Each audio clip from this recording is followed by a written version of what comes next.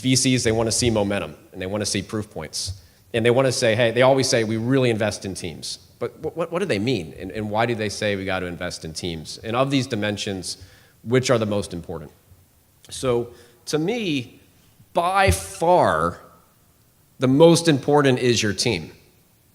And the reason is it's the one dimension that you will not get a second chance at. So if you think about how long your seed capital is going to last and how long you have to execute your plan once you raise your Series A, you will not have a chance, most likely, to go bring in a new team if you hire the wrong one. So one, it will take you a while to realize you made a mistake. You'll probably wait too long to admit it. And then by the time you've done it, there may not be enough time to turn things around. As opposed to, if your idea isn't perfect, hopefully your team's going to help you tweak it. Or if you're not going after the right market, you'll adjust your idea and go after a different market. So that's why team is so important, but it's also a really hard one to get right. So how do you know you're working with the right people until you actually work with them? And this is largely the data that I discounted my entire career. Only a couple years ago was I turned on to that there's actually data out there to help you build a real team and a great team that you can work with. For the first 16 years of my career, I don't know if it was arrogance or not seeing it happen, but I did not believe that there was data to help you figure out who you should work with and how you should work with your team. So to give you a little bit of background, so what I'm going to tell you guys about today is the Harrison Assessment, which is something I really believe in. If I put you to sleep, I apologize on it, but it really is an incredible tool. But I want to tell you first how I came to it, which I am naturally incredibly skeptical of any sort of personality assessment or team building tool or assessment. At Intermix Media, I did the Myers-Briggs. How many people here have done the Myers-Briggs? Went through it. It was interesting, sort of a team building experience. Didn't find it super actionable, and certainly would never bring it to any of my companies in my view. The other view I always had was I did not believe in executive coaching. So my view is, hey, I'm going to pay somebody $250,000 and they're supposed to be the best. Why the hell do they need a coach? That's what I'm hiring them for, which is also wrong, and we'll get to that point. So we brought in a very forward-thinking head of HR, which she also renamed to the people team. And one of our key executives, who was running a $200 million line of business for us, got an executive coach. And in the first 3-4 weeks, I saw a real change in this individual that I did not think was possible.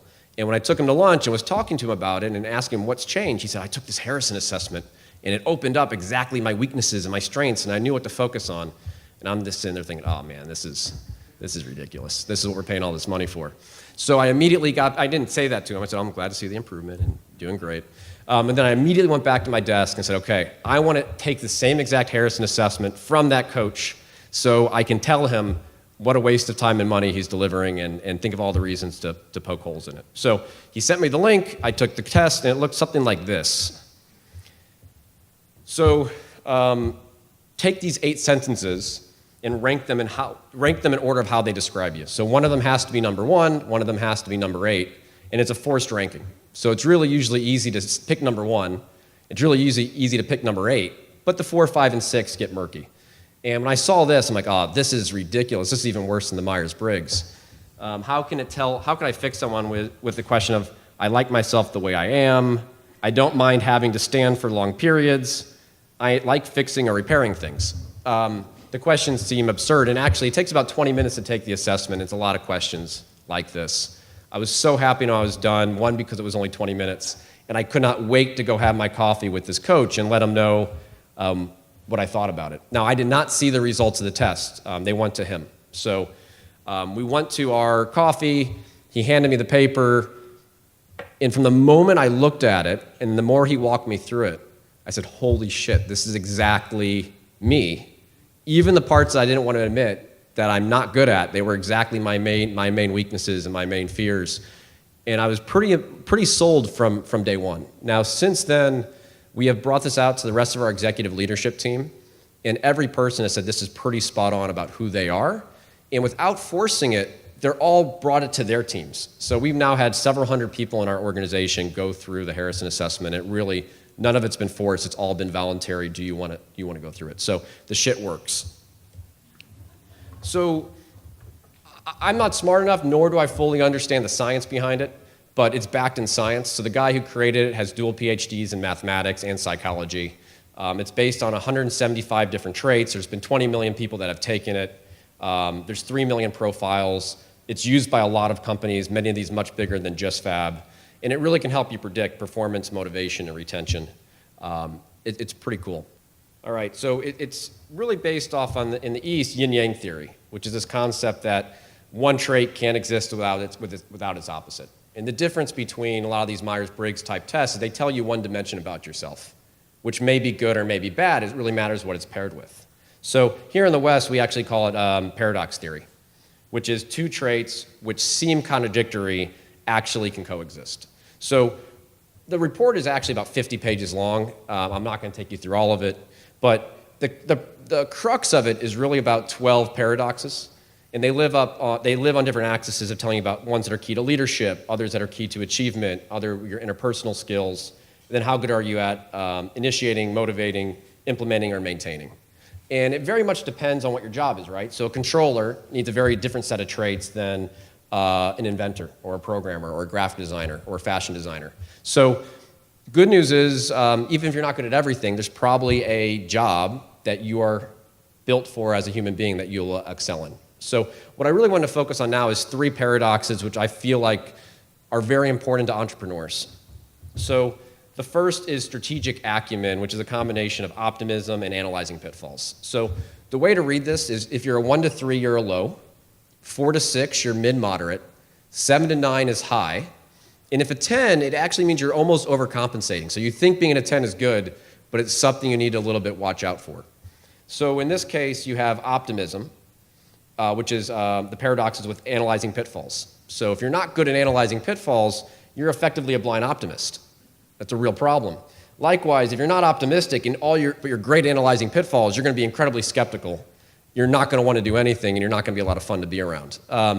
So what you really are trying for is you want to have a positive attitude about the future, but be mindful about when the difficulties that can arise when they're small and before they become big problems. So this is a trait that's really important for entrepreneurs. It's one that I'm fortunate to be pretty good at. Now, the thing to remember about this is these traits doesn't mean you're good or bad at it. It's a little bit your natural reservoir for that trait. So if you're high, so let's say you're a 7.5 or an 8 on optimism, what this means is your reservoir of optimism never depletes. And when it does, it quickly refills. So you can have a horrible day. You get sued. Your lead developer leaves. You got turned down for financing. Your product's a flop. And you wake up the next day and you say, today is going to be a great day.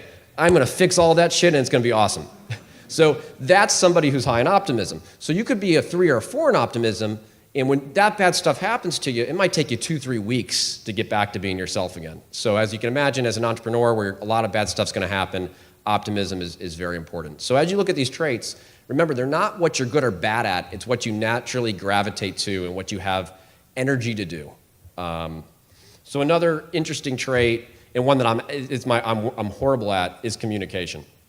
And as a CEO, you got to be really good at communication. You need to lead your team. You need to talk to investors.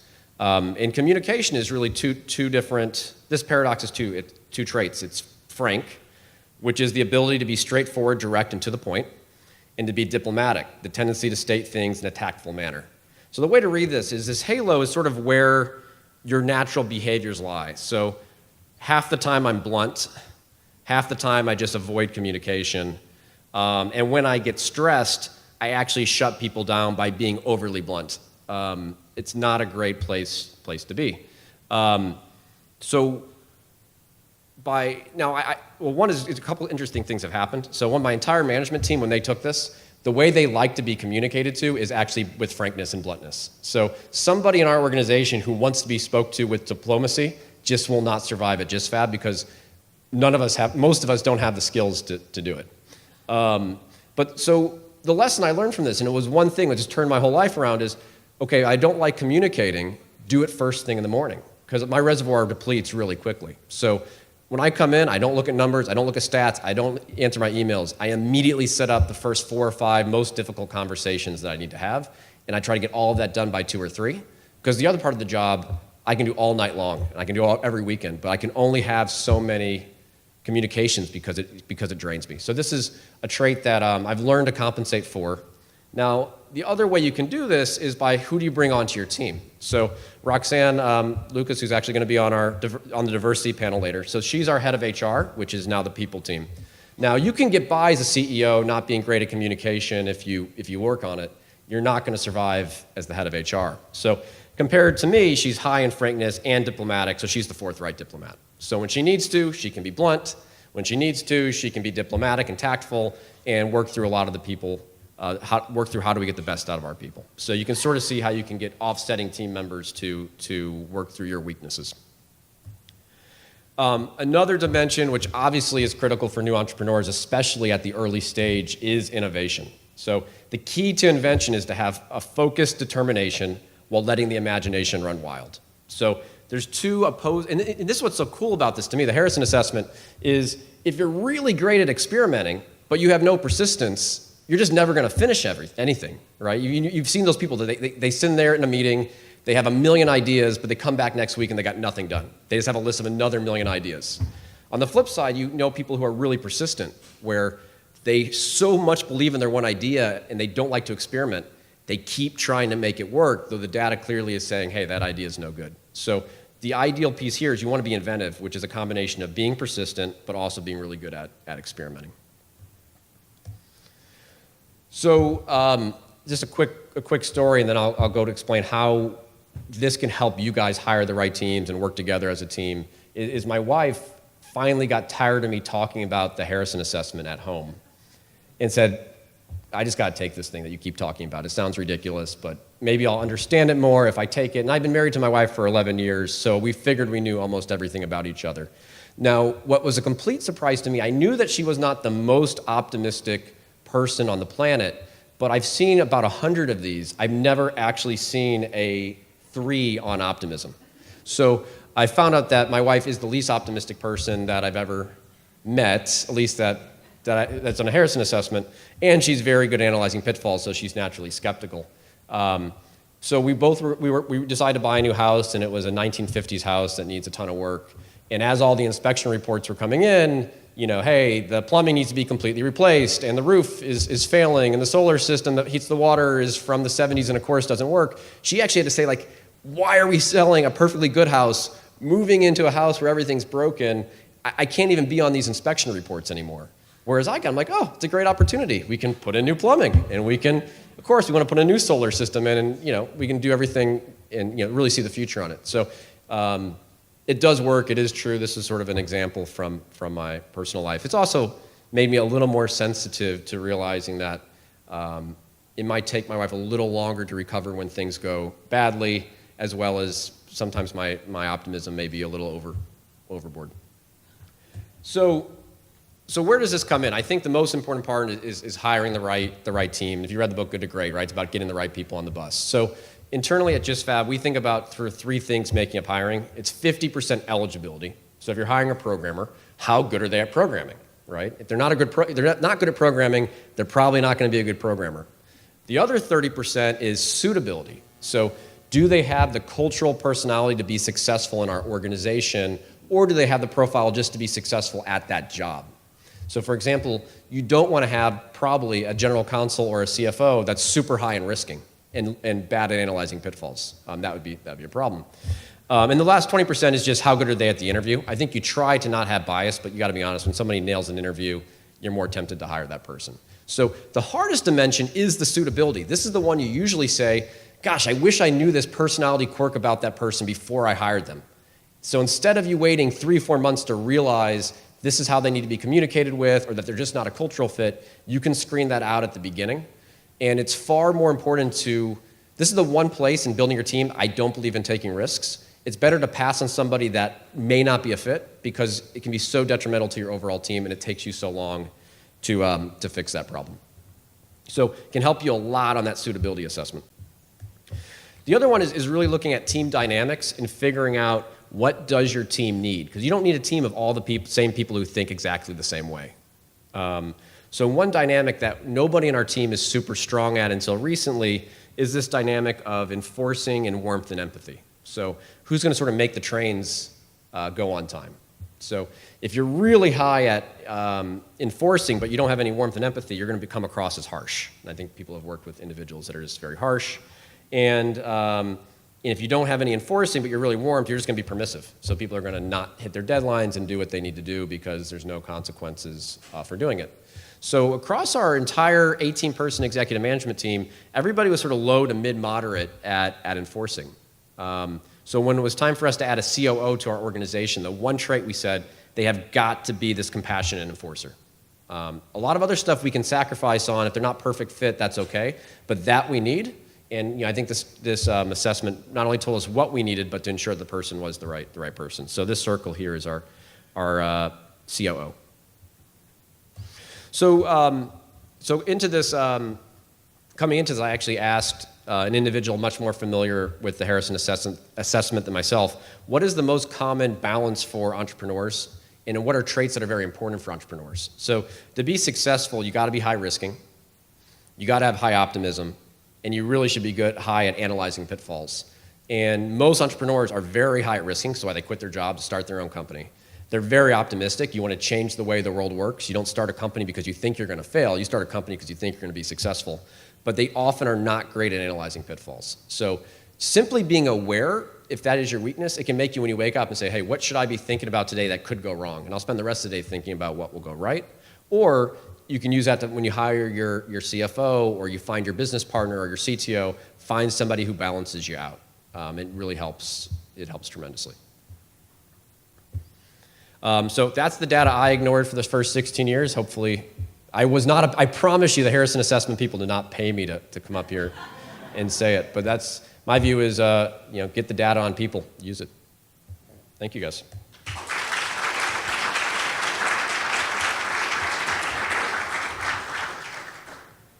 So we have a few minutes. So I don't know if there's any questions. I'm happy to take a few moments and. Yep. So has there ever been a moment where the test has indicated something and the reality has been completely different?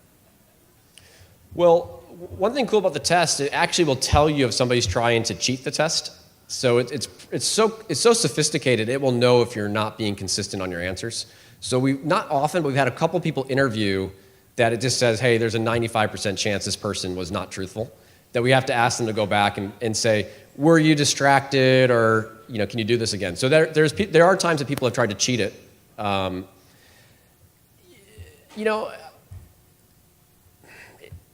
think it's pretty spot on. I think it's sometimes a question of how much people are willing to acknowledge or believe it. But I've seen it be pretty accurate. Yep.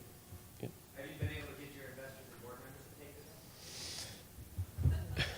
So I was able to get all the partners at Crosscut to take it, and they loved it, and they did a whole session around it and found it really helpful. I have not been able to get many of the board members to take it yet, but I do try. It's a good. So yep. So you talked a lot about the importance of suitability. Besides the assessment and intuition, what other tools will help you, find out about suitability? Well, that's actually why we have the assessment, because suitability usually is this gut. Like you meet somebody, like I have a feeling they're going to work well in our team, but you've only met them 2, 3, 4, 5 times. So it's sort of the data behind suitability. So it really is what we rely on for it. Now, what is cool, not to geek out on this, but as you get bigger as a company, you can actually create a suitability profile. So what we've done at JustFab is we've actually taken 30 of our, we think, best cultural fits, 30 of the people that were not cultural fits, and 30 of the people that were sort of in the middle. And then based on that, we saw which traits, not us, the Harrison assessment team found out which traits were common among these. So now when we have a new employee, we can actually get a gauge of their cultural profile fit of being successful in our organization. We have hired people that have not been cultural fits, and most of the time we regret those decisions. So we do that less frequently these days.